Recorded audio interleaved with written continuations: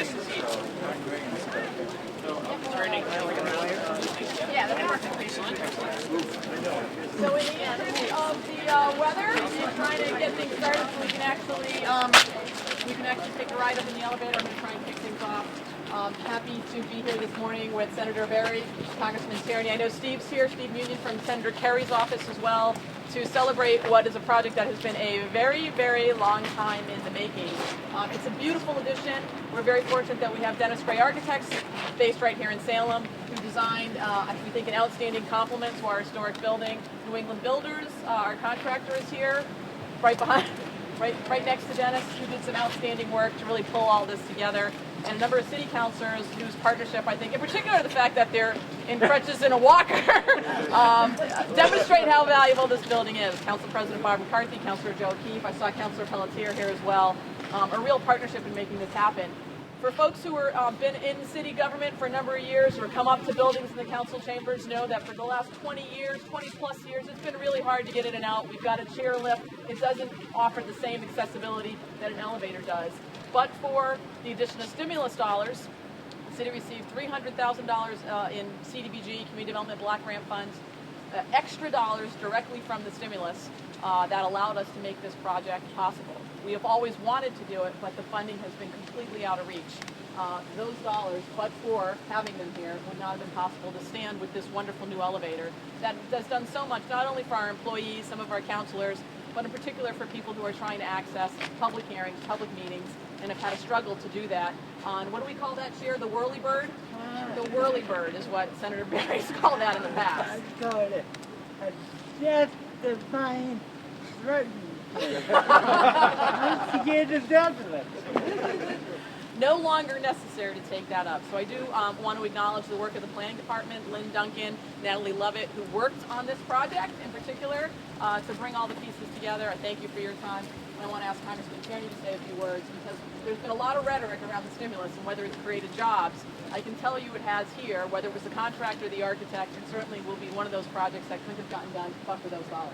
Oh, thank you, Mayor. And I think the Mayor is too modest to tell you that the CDBG monies are really at the discretion of the city. The council and the mayor decide how that's going to be spent. There's probably no better use than bringing democracy to the population and allowing them to access their own city hall. It's a bit of a disgrace when you think about it. As much as we talk about including people in the governmental process, to not make it easy for them to get to every level of City Hall and access all that is there to have, including the City Council chambers, where apparently they're at war on a regular basis. I don't want to know what the other people look like in that contest, or whether you're just doing this to buy for the first maiden voyage up on the elevator on that. But it is important, and I think that democracies are important to all of us, particularly in this time where people are feeling that sometimes they don't get enough of a voice, and we want to make sure that they do. Jobs are important. The Recovery Act obviously created somewhere between 1.7 and 3.5 million jobs. Anybody who knows that at the end of 2008 we had lost 8 million jobs, lost 800,000 jobs that month of December 2008 alone. Growth rate was a negative 6.4%. We'll appreciate that that's now stopped the slide and turned around. We're not gaining all the jobs we want, but I think we all like being on the path we're on, much better than the path we were on. And they start to realize that every economist, whether it's Mark Zandy, who's John McCain's economist, or Paul Krugman, progressive economist from the New York Times, indicate that but for that Recovery and Reinvestment Act, would have been in a depression, not just a great recession, but a depression, and we have to put it in. We need more people with their shoulder to the wheel. And the fact of the matter is you can't have half our population in Congress standing on the sidelines rooting for failure. We need them to participate as well. And that's critical on this. If they put their measure to FDR that they're putting to this president, we never would have had FDR serve a second term. And basically, he understood the situation we had with our economy, and he made sure that everybody got on board. Whether it was Senator Norris, a notable Republican, or other Republicans, worked with that president. When they tried things that worked, they expanded them. When they didn't work, they changed direction and tried something that did.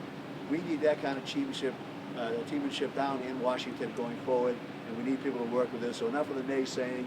Let's stay on the path we're on. Let's have creative mayors, like Mayor Driscoll here, that put the money to good use, not just making sure that everybody has access to the democratic process, but making sure people go to work is all. I congratulate Mr. Gray for the great job he did on making us look so good and making it part of the building. I think that anything we can do to get Senator Berry into every level of City Hall, we can twist his arm for more help at the state level. as a good thing. Thank you. So true. So why don't we, thank you, John. I think I can say it's about time. About time. All right. So we do have members of our Disability Commission here, and I'd like to ask them to come up and help us cut this ribbon. We have, I think, a terrific partnership with the Disability Commission. We were out here, about a year ago, I think, earlier this year, actually. July. Time flies. But it's a really good partnership, and I think we work together to make things happen. I also want to say this project has been a catalyst. We're now looking at this area behind the Lyceum and Green Lane Cafe about ways we can improve what is really a sanctuary. So small things really do lead to bigger projects, and we're grateful to have the ability to do that. So, folks, maybe we could have members of the Disability Commission, the counselors, come on up, and we'll string this ribbon across. And if you guys want to stand, it's best to get into the actual picture as we can. I'll move forward a little bit. Yeah, can somebody grab that in? Bobby. Sorry, you're just trying to get in? Sorry. Wow. It's good that you dressed for the part. You dressed the part for Yeah, I brought the card. Oh, I need them. All right, so we normally say something at ribbon cutting. What do we say now? I know. Democracy. Democracy. Democracy. There you go. Democracy. What Access. are you thinking? Elevator. Elevator. Elevator. Right.